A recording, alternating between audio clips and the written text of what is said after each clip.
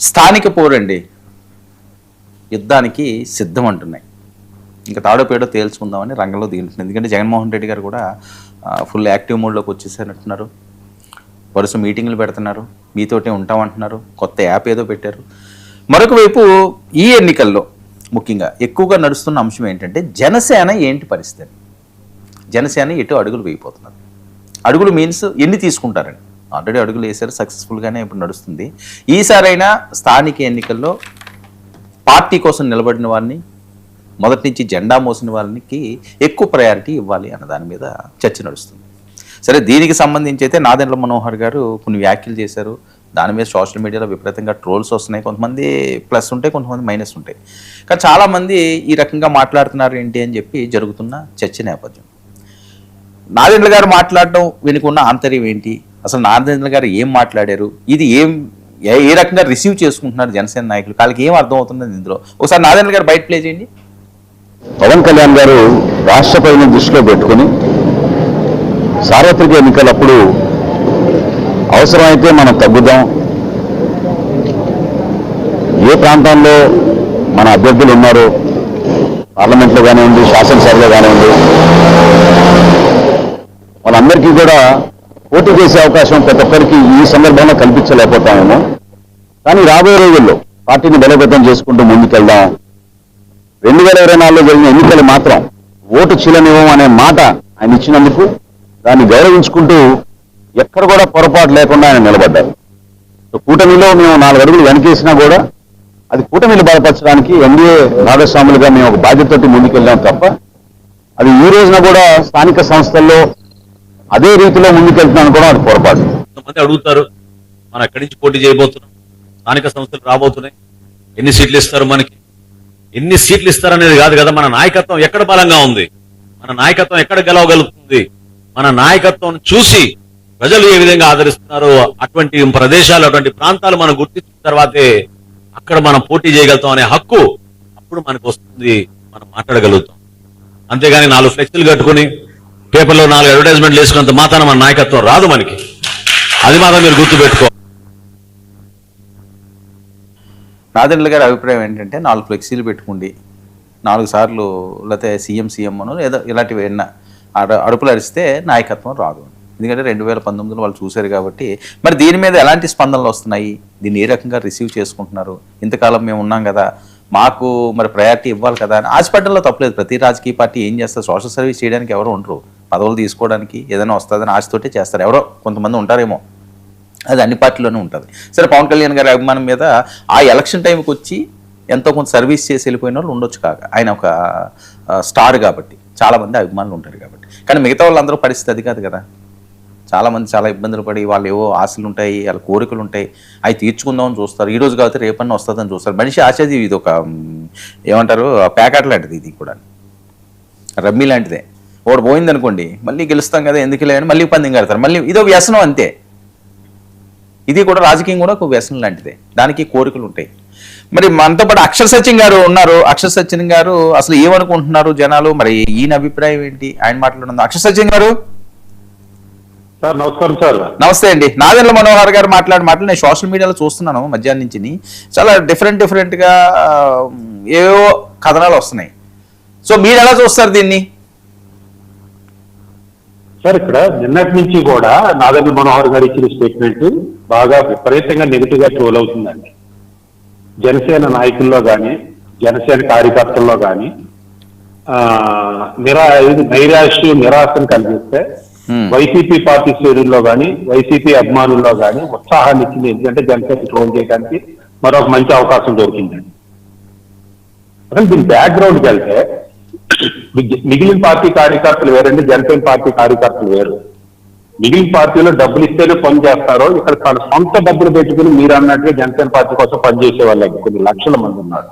వీళ్ళందరూ కూడా అధికారంలోకి వచ్చిన తర్వాత, సార్ నా వాయిస్ నాకు వస్తుంది, పర్లేదు కదా? మాట్లాడండి ఇప్పుడు అధికారంలోకి వచ్చిన తర్వాత వీళ్ళు ఏమనుకున్నారంటే పవన్ కళ్యాణ్ గారు ఇప్పుడు కనీసం 1 సంవత్సరంలో సీఎం అవుతారు అనుకున్నారు. సో అది కాదని తెలిసిపోయింది.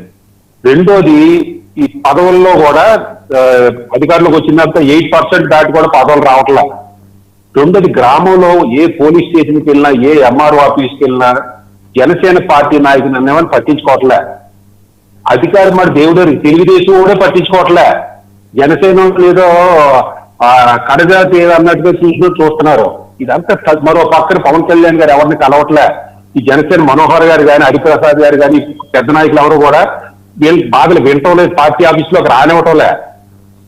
ఈ అన్ని బాధలతోటి నిరాశ నిస్పృహలతో ఉన్న టైంలో అది వైసీపీ యొక్క అతి వల్ల అయితేనే, వైసీపీలో మోర్కట్టు వల్ల అయితేనే పవన్ కళ్యాణ్ గారిని, లేకపోతే పవన్ కళ్యాణ్ గారి సంబంధిత కొన్ని సామాజిక వర్గాన్ని విపరీతంగా టార్గెట్ చేసి ట్రోల్ చేయడంతో జనసేనలో ఉన్న అందరూ కూడా యాక్టివేట్ అయిపోయారండి. ఒక ఉత్సాహం వచ్చింది, సరికొత్త ఉత్సాహం.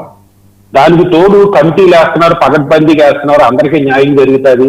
ఈ పవన్ కళ్యాణ్ గారు చుట్టూ ఉన్న వాళ్ళు అర్థం లేకుండా పవన్ కళ్యాణ్ గారి ద్వారా వస్తుందని ఉత్సాహం అయిన సమయంలో నాదెండ్ల మనోహర్ నిన్న స్టేట్మెంట్ ఇచ్చి, అరే పార్టీ డెవలప్ అవుతున్నదన్న సందర్భంలో మళ్ళీ నీళ్లు చల్లుతున్నారు. ఈ గత 10 సంవత్సరాల నుంచి నాదెండ్ల మనోహర్ గారు ఇలాగే పార్టీ నీరు కట్టేస్తున్నారు, పార్టీని ఎదగనివ్వడం లేదు. ఆయన ఎందుకు ఎదగనివ్వరండి? కాదు, అప్పుడు ఆయన ఎదగనివ్వడానికి ఏముంటుంది? పవన్ కళ్యాణ్ గారు సార్ నన్ను చెప్పనివ్వండి అని ఈ జనసేన నాయకులు కానీ, నా మాట కాదండి, జనసేన నాయకులు కానీ, జనసేన పార్టీ కేటర్ కానీ భావిస్తుంది. ఇప్పుడు ఎందుకంటే సార్ ఏ పార్టీ నాయకుడైనా సరే, ఇప్పుడు మన అమ్మాయి ఉందండి, పెళ్లి చేద్దాం అన్నప్పుడు మా అమ్మాయి బాగోదండి, మా అమ్మాయి నల్లగా ఉంటుందండి, భర్తను కొడతాదండి, అత్తమామలు పుడుతుందండి అంటే ఎవడన్నా పెళ్లి చేసుకుంటాడా? అలాగే పార్టీలో బలం ఉన్నా లేకపోయినా పైకి చెప్పుకున్న 4 గోళ్ల మధ్య చెప్పుకోండి, కానీ బయటికి చెప్పినప్పుడు మా పార్టీ భిన్నంగా చెప్పుకోవాలి, మా పార్టీకి ఎంత బలం ఉంది, అంత బలం ఉంది. ఇది అధికారంలోకి వచ్చిన తర్వాత ఇది అసలు పొత్తి లేకుండానే ఒక 80 సీట్లలో మేము గట్టిగా పోటీ ఇవ్వగలం. పొత్తు వచ్చిన ఇంకా బలం పెరిగింది. మాకెంత ఇవ్వాలని political affairs committee chairman Nadendla Manohar గారు లాంటి పెద్దలు అనాలి, కానీ మా పార్టీ బలం లేదు. 12 సంవత్సరాలు బలం లేకపోతే ఎట్లా సార్? ఇప్పుడు 2024లో 14% వచ్చినాయి సార్, 24-23 సీట్లు. అంటే ఇప్పుడు 15% ఆంధ్రజ్యోతిలో వచ్చింది. ఆంధ్రజ్యోతి భారత రాజ్యాంగం లాంటి పాలిటిక్స్ ఏపీకి వాళ్ళు ఏం చెప్తే జరుగుతుంది అని నమ్ముతున్నారు. నేనంటాం కాదండి. అంటే 15% అంటే 2 years లో 1% పెరిగిందా? అంటే జనసేన పార్టీ సంవత్సరానికి 0.5% పెరుగుతుందా? ఇలాగైతే 30% రావడానికి 30 years పడతా సార్. పార్టీ పెరగలేదా అంటే ఏంటంటే తర్వాత ఎక్కడ బలం ఉంటే అక్కడ పోటీ చేస్తారా? ఒంటరిగా పోటీ చేసేప్పుడు ఎక్కడ బలం ఉంటే అక్కడ పోటీ చేస్తారు. ఓకే, పొత్తులో ఉన్నప్పుడు ఎక్కడ బలం ఉంటే అక్కడ పోటీ చేయడం ఏంటారు? అక్కడ పొత్తులు అంటే అర్థం ఏంటో తెలుసా సార్? ఇప్పుడు తెలుగుదేశానికి బలం లేకపోవడం, కొన్ని చోట్ల బలం లేకపోవడం వల్లే మనతో పొత్తు పెట్టుకుంది, మన మీద ప్రేమతో కాదండి. అలాగే పవన్ కళ్యాణ్ గారు కూడా జనసేనకి బలం లేదు కాబట్టి తెలుగుదేశంతో పొత్తు పెట్టుకున్నారు, అంటే కానీ ప్రేమ కాదండి. సో మాకు ఇంట్లో మా బలం ఎంత ఉంది, మాకు ఇంత పర్సెంటేజ్ ఇవ్వండి, 30% ఇవ్వండి, లేకపోతే 5% ఇవ్వండి, లేకపోతే 40% ఇవ్వండి, మా ఇష్టం, మా ప్రాంతం మాకు కావాల్సిన సీట్లు ఇవ్వి. ఒక 5% అటు ఇటు ఉండొచ్చు, మనం ఒక ఊరు అడగచ్చు, ఇవ్వలేకపోవచ్చు.